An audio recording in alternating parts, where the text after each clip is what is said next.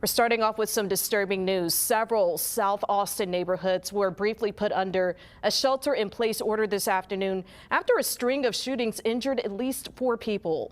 Austin police say 10 shootings happened between late Saturday night and today.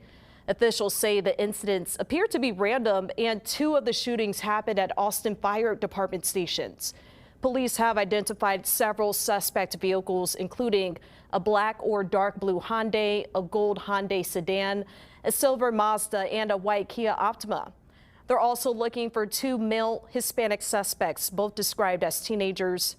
Residents are also being warned not to leave their cars unlocked or keys inside, as police say vehicles are being stolen in connection with the shootings. At this time, most of the shootings have occurred in South Austin. Again, no specific motive, and they appear to be random in nature. This investigation is ongoing, and APD asks that you remain vigilant. And if you see something suspicious, please call 911. Do not approach a vehicle. Very nervous to go out. You never know who's out there. You never know what people are thinking, what they got planned. You know, everybody's got problems, but man, that's not the way to solve it.